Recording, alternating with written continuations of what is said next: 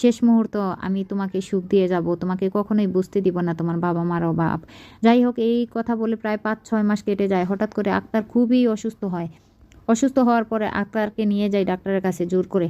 ডাক্তারের কাছে নিয়ে যাওয়ার পরে আমার জীবনের এই অন্ধকার নেমে আসলো। আমি পৃথিবীতে বেঁচে থাকতেও জীবিত থাকতেও মৃত হয়ে গেছি ডাক্তারের কথা শুনে। ডাক্তার বলল, দেখুন আপনার হাজব্যান্ডে ফার্মেসি থেকে ওষুধ খাওয়ার কারণে, ভালোভাবে ডাক্তার না দেখার কারণে ওনার ডায়াবেটিস আগে থেকেই ছিল।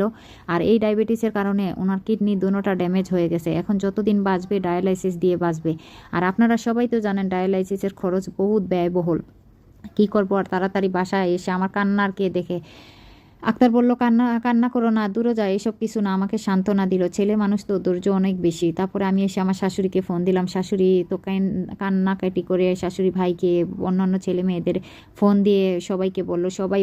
সবাই এগিয়ে আসলো, সবাই হেল্প করলো। যতদিন আমাদের মানুষের কাছে হাত পাতা লাগেনি, আমার শাশুড়ি ম্যানেজ করে করে ছেলেকে ডায়ালাইসিস করে তো। আর আমাদের সাথেই থাকতো আমার শাশুড়ি। আমি একটা ফ্ল্যাটে থাকি, 10,000 টাকা ভাড়া, 3টা রুম, ঢাকা শনি আকরা থাকি।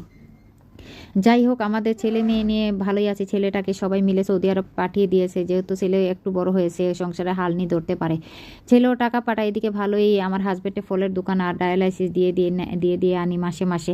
হঠাৎ করে একদিন রাতে খুব অসুস্থ হয়ে গেল। আমি তাড়াতাড়ি ঢাকা মেডিকেল নিয়ে গেলাম। নিয়ে ভালোভাবে আমার কান্না আর কে দেখে আক্তার আমার হাতের সাথে হাত রেখে বলল, দেখো মহিমা, আমি সারা জীবন তোমার পাশে, তুমি চিন্তা করো না, আমার কিছু হবে না। এই কথা বলে হঠাৎ করে দেখলাম আক্তার এমনিতেই চোখ বন্ধ করে ফেললো। এটা দেখে আমি তো তাড়াতাড়ি ডাক্তারকে ডাকলাম। ডাক্তার এসে বলল, আর নেই আপনার হাজব্যান্ড। আমার মতো এত অসহায় কে আছে দেখুন তো, আল্লাহ পাক আমাকে এতিম করলো। যাও স্বামী ছিল মাথার উপরে ওর ছায়া, তাও চলে গেল।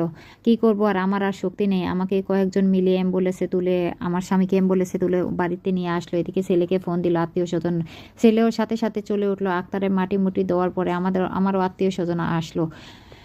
কি আর করবো, আল্লাহ পাক আমার কি কপালে এই লিখেছে, এই দুঃখ লিখে। গল্পটা চিরন্ত বাস্তব। এটা আমার এক আত্মীয়, নিকট আত্মীয়র গল্প। এটা কিন্তু আসলেই বাস্তব।